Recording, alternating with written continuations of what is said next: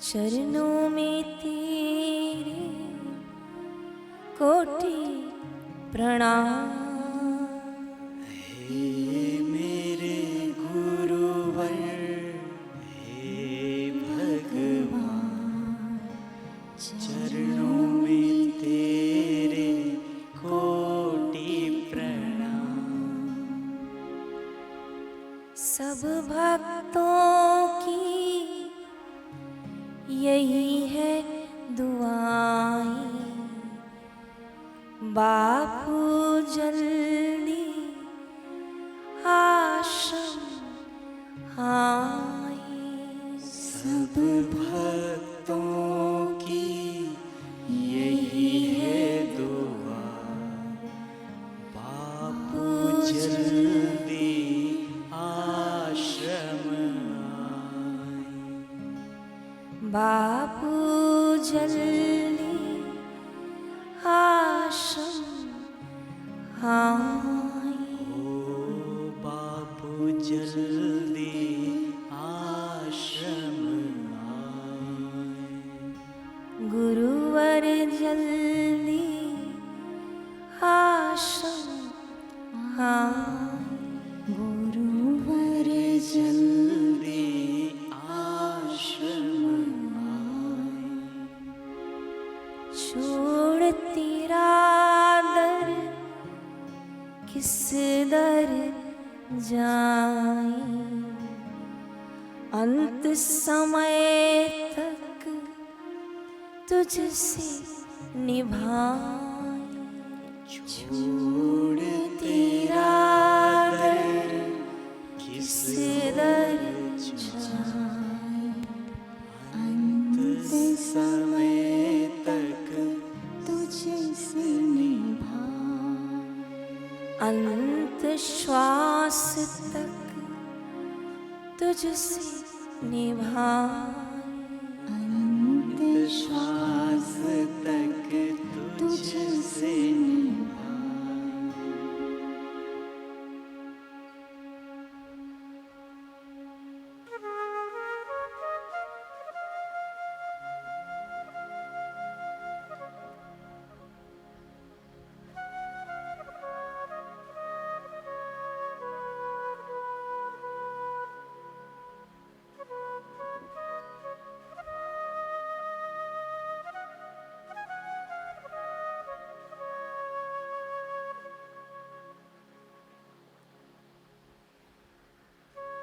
सूरज निकला तो और दिया किया न किया,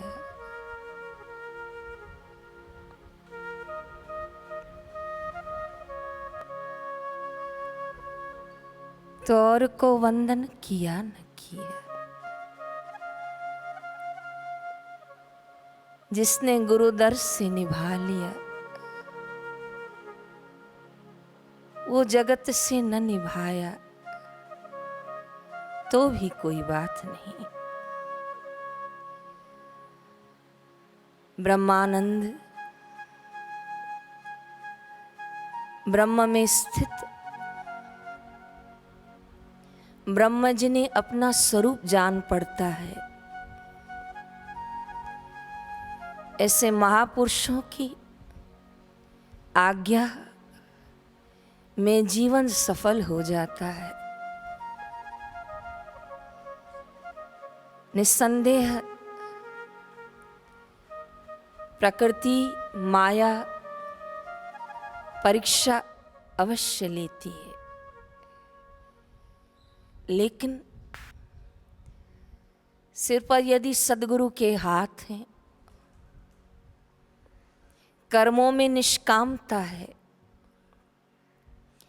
हृदय में सच्चाई है, भाव शुद्ध है, विघ्न नहीं आएगा ऐसा तो नहीं कह पाऊंगी, लेकिन विघ्न आके चला जाएगा और वो साधक का भक्त का बाल बांका भी नहीं कर पाएगा। उदाहरण के तौर पर आप वर्तमान की परिस्थिति ही देख लो। जहाँ साधारण व्यक्ति हार रहा है, परेशान और चिंतित हो रहा है, वहाँ गुरुदेव का प्यारा, गुरु का कृपा पाया हुआ साधक सत्संगी गुरुदेव के प्रसाद से अपने विचारों की गुत्थियों को सुलझा रहा है और गुरुदेव के द्वारा पाए हुए अनमोल चाबियों से अज्ञानता के बंद तालों को खोलकर ज्ञान की ओर अग्रसर हो रहा है। ये अनंत कृपा की अनुभूति सभी साधकों को अपने घर बैठे हो रही है कि ये समय दिखा रहा है कि निगुरे और सगुरे में क्या अंतर है, गुरुमुखी और मनमुखी में क्या अंतर है। लौकिक धन को चाहने वाले और अलौकिक के मार्ग पर चलने वाले में कितना अंतर है। जहाँ लौकिक अभ्यास करने वाले लोग अधिक और अधिक चाहते हैं, वहाँ अलौकिक मार्ग पर चलने वाले गुरु के प्यारों ने इस विपरीत समय में भी उस लौकिक धन को लुटाया है और उस लौकिक धन से शाश्वत मन की शांति को पाया है। ये अनंत कृपा गुरुदेव की है कि कलिकाल है जहाँ माया ने अपने सभी रूपों को खूब बिखेर के रखा है। कई लोग चिंता से ग्रस्त होते हैं, सुबह उठते ही सोचते हैं कि कब खुलेगा, कब सब पहले जैसे होगा। उनके विचारों में केवल चिंता ही रहती है। लेकिन कितनी अनंत गुरु कृपा की अनुभूति है कि जब साधक सुबह उठता है तो उसका पहला चिंतन लॉकडाउन खुलने का नहीं होता है। वो अपने गुरुदेव के वचनों को स्मरण करते हुए पहला चिंतन करता है कि मैं अजन्मा अमर आत्मा हूँ, मैं ये शरीर नहीं हूँ, ये समय है, परिस्थिति है, आई है, चली जाएंगी, लाए क्या थे लेके क्या जाएंगे। और एक कृपा की अनुभूति करके वो फिर से प्रभात को संवारता है। और गुरुदेव कहते हैं जिसकी सुबह संवर गई उसका पूरा दिन संवर गया, और जिसकी सुबह बिगड़ गई उसका पूरा दिन बिगड़ गया। और सबसे बड़ी बात, सुबह तो संवरती है लेकिन गुरुदेव के श्री वचन सुनते हैं तो पूरा जीवन संवर गया। मैं गिरते गिरते बच गया, मेरा जीवन संवर गया। जब से सदगुरु ने पकड़ा हाथ मेरा, मैं गिरते गिरते संभल गया। तो अनंत अनंत पूज्य श्री के चरणों में प्रणाम करते हैं और अनंत अनंत जितने शरीर में रोमकूप हैं, इतने रोमकूपों से धन्यवाद, शायद वो भी छोटा ही है। मैं कभी कभी शांति से बैठती हूँ तो सोचती हूँ बापू का कितना उपकार है। आज अगर गुरुदेव सिर पर हाथ न रखे होते, इस मार्ग पर मुझे न चलाए होते, तो शायद मैं भी इस समय बम्बई उल्लासनगर में होती और वहाँ के जैसे सब लोग जी रहे हैं वैसे जीती होती। लेकिन सिर पर हाथ रखा, सत्संग का दान दिया, तो जीवन जीने की कला सिखाई। कई बार भ्रमण करते करते एक आनंद की अनुभूति करती हूँ जब कुछ ऐसे साधकों से मिलती हूँ जिनकी आर्थिक स्थिति बहुत नाजुक है। अभी भी एक ऐसे साधक का फ़ोन आ रहा था जिनकी स्थिति बहुत नाजुक है, कुछ बैग बनाने का छोटा सा काम करता है, लेकिन फिर भी उसके नियम में जो भक्ति में जो उसकी दृढ़ता है वो जो एकादशी करता है, संध्या वंदन करता है, अनुष्ठान कर रहा है, तो बहुत बहुत बापू की कृपा की अनुभूति करती हूँ कि बापूजी ने कहाँ देने में कमी करी। छोटे से छोटा, बड़े से बड़ा, मध्यम से मध्यम परिवार गुरुदेव के सत्संग के साथ जुड़कर धन्य धन्य हो गया, जीवन धन्य हुआ। संतों ने हमें जीना सिखाया और बड़े गर्व से कह रही हूँ, संतों ने हमें मरते समय भी सावधान रहना सिखाया, मरने की भी युक्ति, और उस समय कैसे अपने निज स्वरूप का स्मरण करते हुए जाएं। उसके बाद भी तुलसी की लकड़ियाँ, आंवले का रस, तिलक, गले में उसकी माला, सुंदर व्यवस्था गुरुदेव ने हर तरफ से हमें दी। 5-7 दिन पहले की ही बात बता रही हूँ। नासिक समिति के पुराने अध्यक्ष हैं, पिछले 2-3 सालों से बीमार चल रहे हैं, पर आश्रम के साथ उन्होंने खूब दृढ़ता से निभाया। और जब तक पद पर थे, गुरुदेव नासिक विराजमान होते थे, तब उन्होंने अपने पद पर रहकर सेवा में कभी कोई कमी न की। गुरुदेव उनको नाम से जानते, उनकी बेटी आश्रम में समर्पित है। और पीछे दिनों जब स्वास्थ्य बिल्कुल बिगड़ रहा था, तो गुरुदेव तक उनका समाचार संदेश पहुंचाया गया, बापूजी नट्टू काका की तबीयत बहुत ज़्यादा नाजुक है। तब गुरुदेव ने जो उनके वचन प्रसाद भेजे, वो सुनकर मेरे को लालच हो रही थी कि कैसा इन्होंने सेवा कार्य किया होगा जो बापूजी ने उनके लिए सत्संग में प्रसाद में ये वचन भेजे हैं।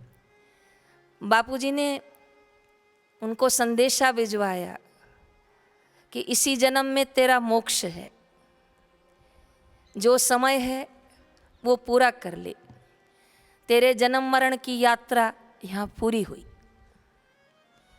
बस उनका गुरुद्वार पर आना सफल हुआ, सिर झुकाना सफल हुआ, जहाँ गुरुदेव ने उनको बिठाया, उन्होंने जो सेवा की वो सफल हो गई। क्योंकि गुरुदेव ने उनके अंतिम वचनों में कहा, जा तुझे मोक्ष की प्राप्ति होगी, मोक्ष तेरा स्वरूप है, फिर से आगमन नहीं होगा। जब ब्रह्मज्ञानी महापुरुषों के मुख से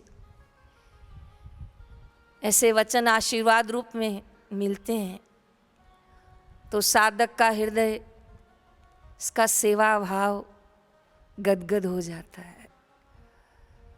प्रार्थना करती हूँ गुरु चरणों में, अभी भजन गाया ना हमने, कि अंत समय तक तेरा दर न छूटे, ये श्रद्धा न छूटे, ये भाव न छूटे।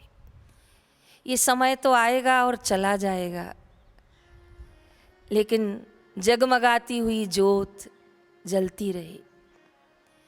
बाबा केदारनाथ के धाम खुल गए, बद्रीनारायण के पाठ खुल गए, और वहाँ के पंडितों ने बताया कि जैसे द्वार खुले हैं तो इतने समय बाद भी वो ज्योत अखंड जल रही है, और जैसे द्वार खुले तो दर्शन करवाए वहाँ के लोगों को। उस जगमगाती हुई ज्योत को देखकर लग रहा था कि भले कुछ समय तक द्वार और पट बंद थे, लेकिन भीतर जो ज्योत जल रही थी वो जगमगाती हुई थी। तो निस्संदेह परिस्थितियों के कारण पट बंद हैं, द्वार गुरुद्वार के पट बंद हैं, लेकिन गुरुद्वार की ज्योति, गुरु कृपा की ज्योति, गुरु ज्ञान की ज्योति, वो हमारे हृदय में जगमगाती रहे। यही कृपा की अनुभूति है। साधक कृपा का पात्र कब बनता है? सबसे प्रथम बड़े ऊंचे स्वर से कहूंगी कि कई बार वो कृपा का पात्र होता ही नहीं है, लेकिन सबको ऐसा लगता है कृपा का पात्र है। बहुत गहराई से देखेंगे तो वो है ही नहीं। फिर क्यों लग रहा है? इसलिए लग रहा है कि कृपा सिंधु गुरुदेव ने उसके सिर पर कृपा का हाथ रखा, वरना जो लायकात शिष्य की होनी चाहिए, जो कसौटी में वो खरे उतरना चाहिए, कलिकाल में ऐसी कसौटी सहकर पूर्ण परिपक्व होकर उतरना बहुत कठिन है। इसलिए कभी कभी मैं आप लोग को स्मरण करवाती हूँ कि जब बम्बई का सबसे बड़ा मैदान भरा हुआ रहता था, दिल्ली के रामलीला मैदान में पैर रखने की जगह न होती थी, ये अहमदाबाद आश्रम आज जो ऐसा है, पैर रखने की जगह न होती थी। यहाँ दीक्षा लेने से पहले लोग सामान कई बार नहीं मिल पाता था। ऐसी स्थिति में याद कीजिए कि बापूजी ने उस भरे पंडाल में कब किससे पूछा कि तू खड़ा हो जा, तेरी जाति क्या है, अब भाई तू खड़ा हो जा, तू क्या कमाता है। उस भरे पंडाल में बापू ने कभी उस साईं लीलाशाह का ज्ञान और प्रसाद लुटाते समय न किसी की जाति पूछी, न किसी का पद पूछा, न किसी की रकम पूछी कि क्या कमाते हो। गुरुदेव ने बस सबसे इतना पूछा कि जब करोगे जी करेंगे, लग जाओ। कई बार आप देखो जब बापूजी गुरु मंत्र देते थे ना, उसके बाद बापू के मुख से एक शब्द आता था, लग जाओ। किसी को याद हो तो लग जाओ का मतलब बापूजी कहते थे कमाई करने अब तू लग जा। अर्थात बापूजी उस समय उसके बंद द्वार खोल देते थे, लग जा, और ऐसा लग कि जन्म मरण से छूट जाए। तो अगर बहुत गहराई से देखोगे तो पात्र तो थे ही नहीं, पर फिर भी गुरु की कृपा ने पात्र बनाया। और शास्त्र के अनुसार पूछोगे पात्रता किसको कहते हैं, तो सबसे पहला लक्षण आता है कि वो गुरु का शिष्य कृपा का पात्र है जिसके कर्म शुद्ध हैं। साईं दादा गुरु जी लीलाशाह बापू कहते हैं, जैंजी कथनी ए करनी हिक जेड़ी हुजे, अर्थात जिसकी कथनी और करनी एक जैसी हो, वो गुरु के कृपा का वास्तविक में पात्र है। कहे कुछ और करे कुछ और तो उसकी यात्रा लंबी हो जाएगी। तो जो जिज्ञासु है, जो चाहता है इसी जन्म में मुझे उस परम पद की प्राप्ति हो, तो उसको पात्रता के लिए अपनी कथनी और करनी एक रखनी चाहिए। कोई चीज़ पसंद हो तो उसको छुपा के न रखा जाए, फिर मैं अकेले में खाऊंगा, ज़्यादा मात्रा में खाऊंगा, ये मुझे पसंद है, क्या पता फिर मिले न मिले। तो इन द्वंद्वों के कारण कर्मों में पक्षपात हो जाता है, और कर्मों में पक्षपात के कारण हो सकता है कि आध्यात्मिक यात्रा लंबी हो जाए। वहाँ कई बार शास्त्र कहते हैं कि गुरुदेव भी वहाँ आके चुप हो जाते हैं कि तेरे कर्म हैं, तुझे कुछ तो काटना होगा। इसलिए जो कृपा पात्र बनना चाहते हैं और कृपा पात्र हैं और परम लक्ष्य को पाना चाहते हैं, वो अपने कर्मों में अवश्य सावधान रहें। एक बार मैंने किसी शास्त्र में पढ़ा था कि अष्टावक्र और राजा जनक दोनों पिछले जन्म में भी गुरु भाई थे, और राजा जनक पिछले जन्मों में भी बड़ी सजाग वृत्ति के, तीव्र बुद्धि के थे। रूप रंग भी उनका अच्छा रहा, और अष्टावक्र मुनि थोड़े रूप रंग से कम रहे होंगे। तो कहते थे कि जब जब अध्ययन पूरा होता था ना, तो राजा जनक अष्टावक्र की टाल पर छोटी सी थपेली मारते थे और कहते थे तू क्या ज्ञान पाएगा, और उनकी चोटी थोड़ी सी खींच के चले जाते थे विनोद में। लेकिन हमेशा उसको एक मजाक में ही कह देते थे तू क्या ज्ञान पाएगा। लेकिन एक दिन ऐसे थपेली मारकर सिर पर जा ही रहे थे तो गुरुदेव ने देख लिया उनके। तो अष्टावक्र को पूछा ये क्या कह रहा था। कहा गुरुजी ये मेरे टाल पे मारता रहता है और मुझे कहता है तू क्या ज्ञान पाएगा। कहा अच्छा ऐसा कहता है। कहा जी कहता है, तू शक्ल तो देख, तू क्या ज्ञान पाएगा। पता नहीं गुरुदेव के हृदय से क्या उस समय रहा होगा। वो जनक राजा को बुलाया और कहा कि दूसरे जन्म में तुझे ज्ञान यही करवाएगा। उसकी उड़ाता है ना, यही तुझे अब ले जाएगा उस मोक्ष पथ तक। तो कई बार छोटे कर्मों के बंधन बड़े बन जाते हैं जब हम सावधान नहीं रहते हैं। तो आज निवेदन करूंगी, जो चाहते हैं कि हम गुरुदेव की कृपा प्रसाद के पात्र बने, वो अपने कर्मों में सावधान रहें। अभी लॉकडाउन चल रहा है तो कई लोग रेट ऐसा बढ़ा रहे हैं, 100 रुपये का रेट 200, कहा नहीं मिलने वाला है, बहुत ऐसा है वैसा है। तो इस समय वो धन तो कमा लेंगे, लेकिन जरा उनसे पूछो जिन्होंने कमा के ढेर करके रखा है, उनको काम आया क्या, जो अब फिर से आप लोग फिर इकट्ठा कर रहे हैं। तो कई बार गुरुदेव कहते हैं कि जो प्रकृति मार खा के भी नहीं सीखता है प्रकृति की, फिर वो कठिन दंड के लिए तैयार हो जाए, क्योंकि ये लोभ लालच, ये कर्मों का बंधन मनुष्य को पुनः पुनः जन्म मरण की यात्रा में लाता है। इसलिए कर्म तेरे अच्छे हों तो किस्मत तेरी दासी है, नीयत तेरी साफ हो तो तेरे घर में ही मथुरा और काशी है। बस वस्त्र सफ़ेद हो तो आनंद, पीले हो तो आनंद, नीले हो तो आनंद, लाल हो तो आनंद, जो गुरुदेव वस्त्र दे आनंद। पर मेरा हृदय रूपी वस्त्र, मेरा अंतरकरण रूपी वस्त्र निर्मल हो, क्योंकि भगवान ने कहा निर्मल जन सो मोहि भावा। भगवान आपको कौन पसंद है? कहा जिसका अंतरकरण निर्मल है वो मुझे पसंद है, जिसके कर्म शुद्ध हैं वो मुझे पसंद है। कई लोग विकट परिस्थिति में मदद करते हैं, लेकिन कई लोग विकट परिस्थिति का भी लाभ ले लेते हैं, लेकिन वो लाभ कब हानि में बदल जाता है ये किसी को नहीं पता। अतः पहला सूत्र, अपने कर्मों में सावधान। गुरु की कृपा निस्संदेह बरसेगी।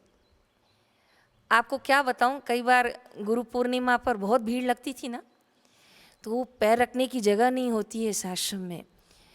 और तो क्या बताऊं, स्टेडियम है ना, उससे भी आगे लाइन लगती, इतनी दूर दूर तक। और कई बार तो मोटेरा गांव इधर तक 6-6 घंटे गुरुदेव व्यासपीठ पर विराजमान होते थे। तो जो दर्शन करने आते थे यहाँ, किसी किसी को बापू आगे बुला लेते थे, और आगे बुला के बापू एक ही बात पूछते थे कि तुझे यहाँ आने में कितनी देर लगी? जी बापू जी सुबह 3 बजे से लगा था। अरे 11:30 बज गए, चलो जल्दी करो। तो गुरुदेव जल्दी से उसको प्रसाद दे देते। तो कितनी लाइन चलती थी, लेकिन भाग्य से किसी किसी को बापू बोलते थे इसको बुलाना तो इधर, इसको आगे लाना। तो हम लोग आश्चर्य कर जाते थे कि दुनिया तरसती थी उस समय बापू से बात हो जाए, लेकिन गुरुदेव किसी किसी को लाइन से अलग से बुला के पूछते थे। और ऐसा एक साधक अपना अनुभव बता रहा था कि गुरु पूनम की इतनी भीड़ थी, हम रामनगर उतरे तो देखा स्टेडियम तक भीड़ है, इसमें लगेंगे तो रात को नंबर आएगा, कब घर जाएंगे, कब खाना खाएंगे। तो ये कर्म बुद्धि देता है भगवान? नहीं, उस समय हमारा लोभ बुद्धि को पलट देता है। उनके मन में विचार आया कि स्टेडियम की दीवार से अंदर घुस जाते हैं, कहीं ना कहीं आश्रम जुड़ता होगा अंदर से। वो स्टेडियम में ही स्नान पानी कर लिए ले देकर, और स्टेडियम की दीवार से अंदर आ गए। अंदर आके नीचे से कूदे, और कूद के अंदर आए तो देखा यहाँ बड़ी लंबी लंबी 4-4 लाइनें चल रही हैं। तो जैसे बीच में घुसना चाहा, साधकों ने कहा क्या हुआ भाई, हम सुबह से लगे हैं। तो कहा हाँ हाँ चलो चलो, लेकिन कोई कोई ठंडे भी होते हैं, तो आखिर इन्होंने कहीं ना कहीं घुस गए बीच में।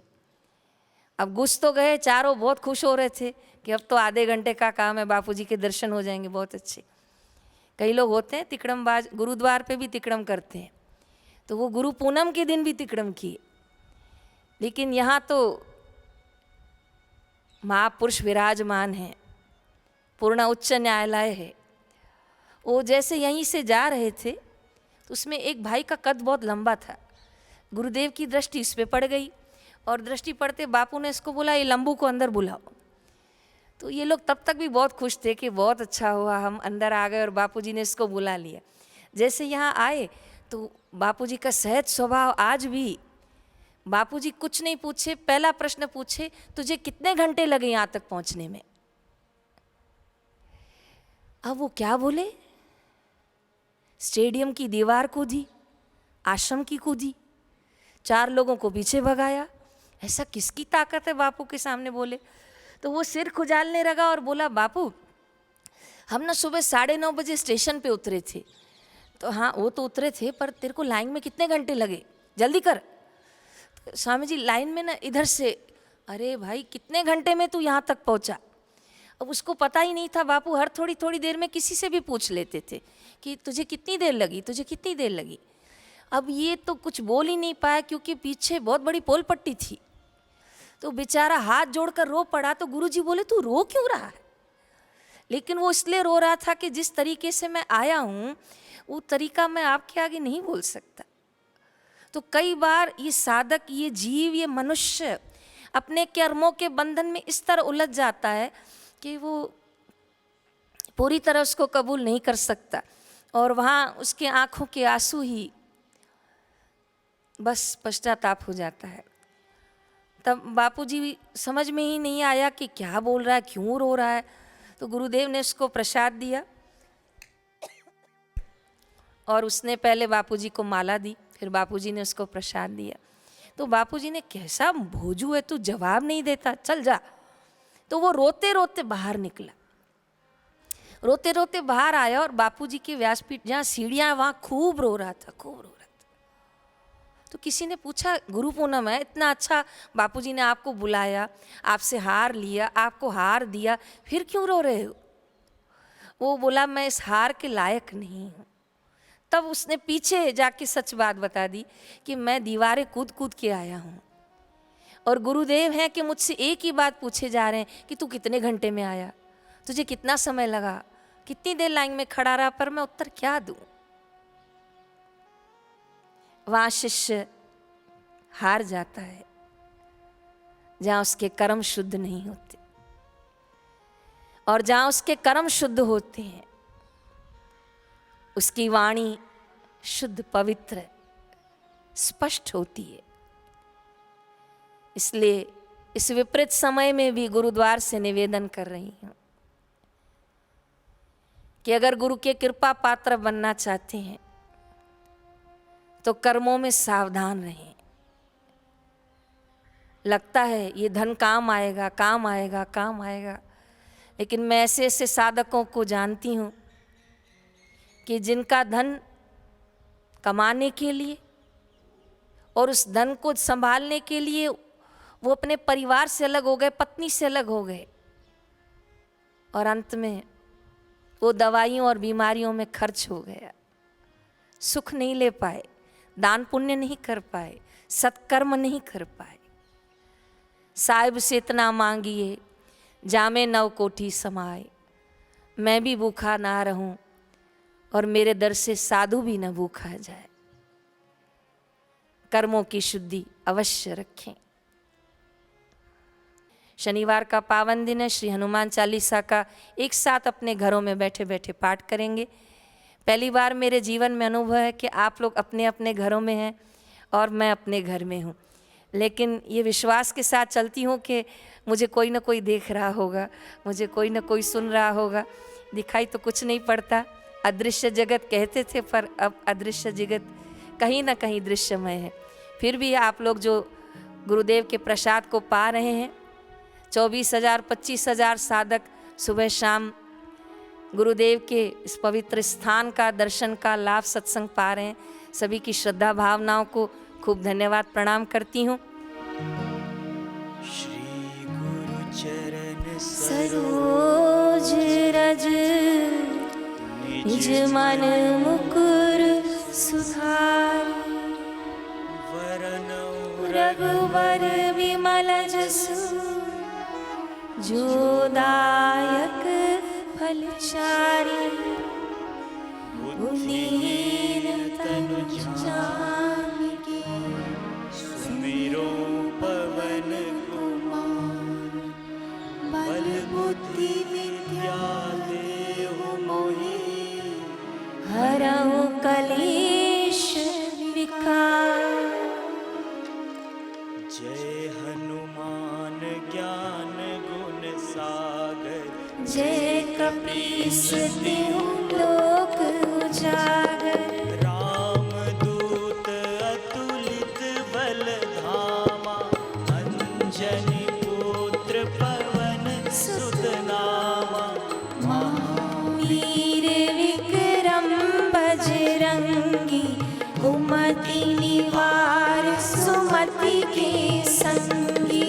कंचन वरन विराज सुबेसा, कानन कुंडल कुंचित केशा।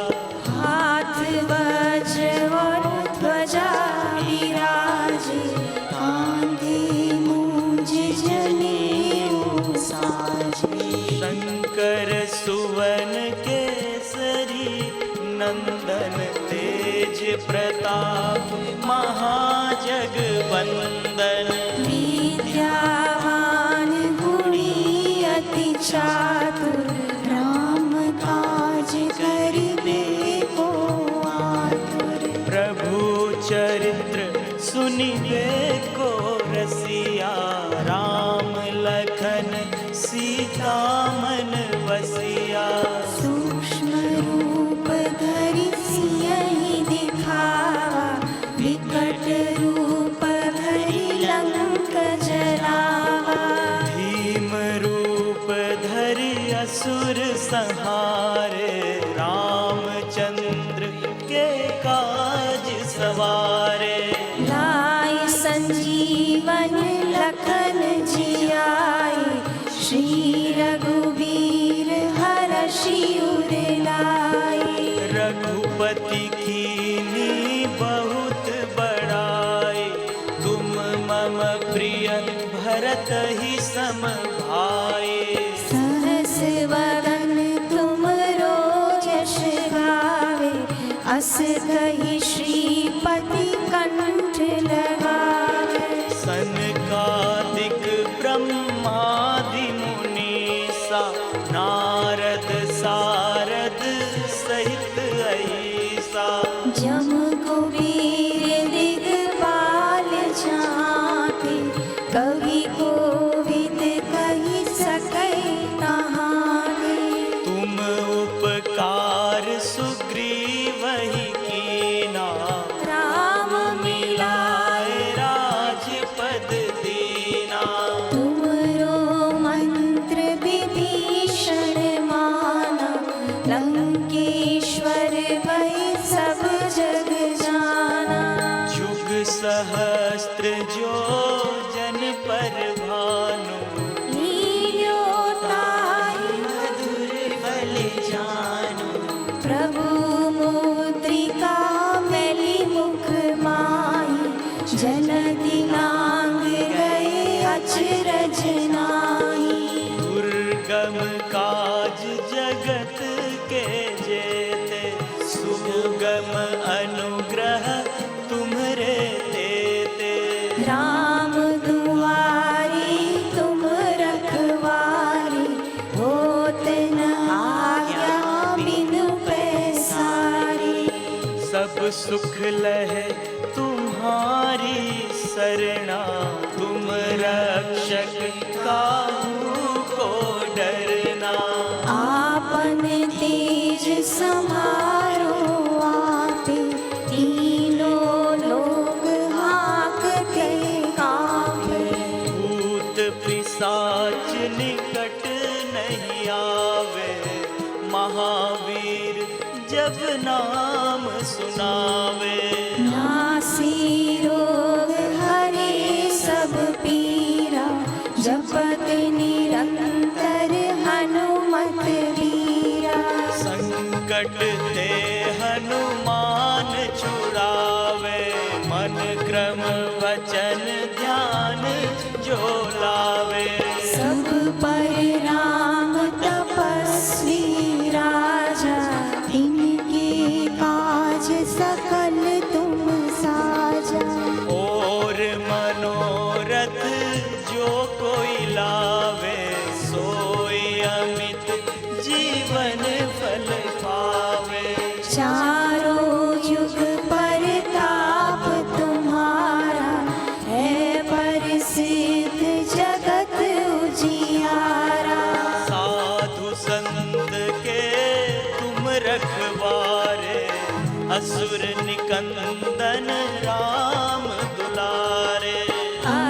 सिद्धि नवनिधि के दाता असवर दीन जानकी माता।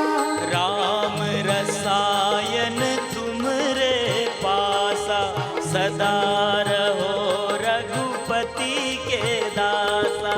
तुम्हारे भजन राम को पावे जन्म जन्म के दुख बिसरावे। अंत काल रघुवरपुर जाए जहाँ जन्म हरि भक्त कहाए। और देवता चित्तन धरई हनुमत से सर्व सुख करई। संकट कटे मिटे सब पीरा जो सुमिरे हनुमत बलबीरा। जय जय जय हनुमान गोसाई कृपा करो गुरुदेव की नाई। जो सत बार पाठ कर कोई छूट ही बंदी महासुख होई। जो यह पढ़े हनुमान चालीसा होय सिद्धि साखी गौरीसा। तुलसीदास सदा हरि चेरा कीजे नाथ हृदय मह डेरा। तुलसीदास सदा हरि चेरा कीजे नाथ हृदय मह डेरा। पवन तनय संकट हरन मंगल मूर्ति रूप। राम लखन सीता सहित हृदय बसहु सुरभूप। सियावर रामचंद्र की जय। पवन सुत हनुमान की जय। उमापति महादेव की जय। बोलो रे भाई सब संतन की जय।